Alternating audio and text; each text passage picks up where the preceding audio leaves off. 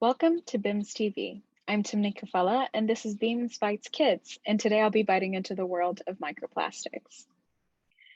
Let's take a moment to look around us. Do you see anything that's made of plastic? Could be the phone or computer you're watching this on, the clothes you wear, a potato chip bag in your kitchen.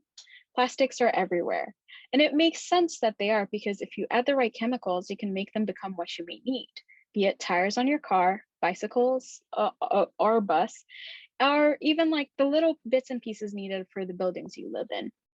So plastics are such a big part of our world that we've made 8.3 billion metric tons of them since they became commonly used. How much is that, you may ask? Well, let's use elephants. We're talking 1,185,714,285 elephants. That's a lot of plastics. They are large and majestic animals for sure. But let's start by talking about what makes them micro. Like, how do these plastics become micro? Microplastics are plastics that are less than 5 millimeters in size, and they come in all kinds of shapes and sizes. And when I talk about under 5 millimeters, I'm talking about smaller than your number 2 pencil eraser. So that is pretty small. And the thing about plastics is that they can be known as primary microplastics or secondary microplastics. Primary microplastics just means that we've designed them to be that particular size, so less than 5 millimeters. A great example of that is glitter.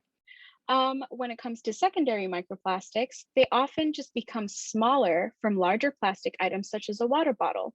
And what happens is that you have the sun coming into contact with this plastic, making the things that hold them together a little bit weaker, so that when an ocean wave hits that plastic bottle, it breaks apart into smaller microplastics.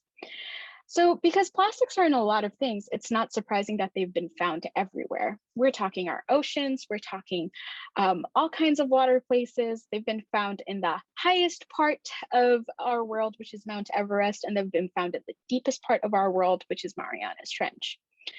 And finding microplastics actually make us curious as scientists about what kind of things they could be doing and any effects that they may have.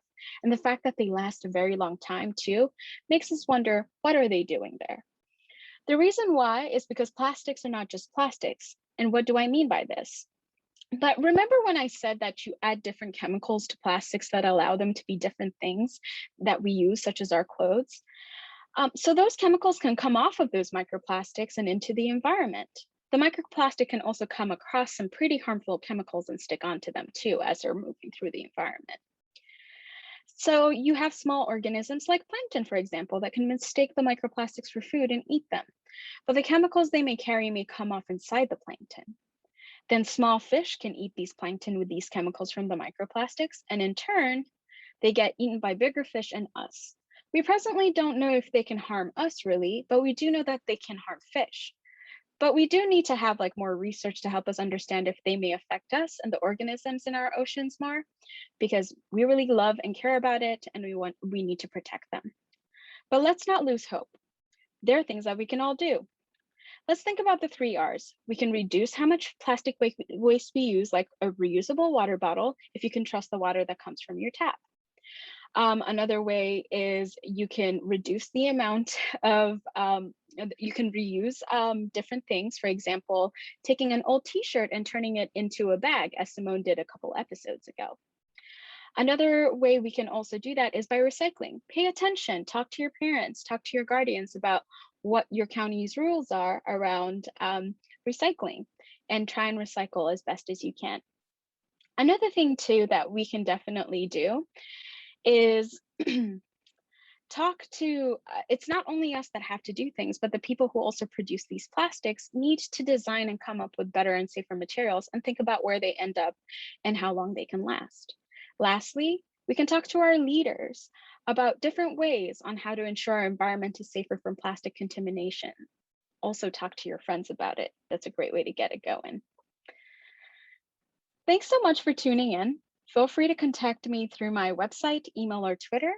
And be sure to follow, like, and subscribe Black and Marine Science.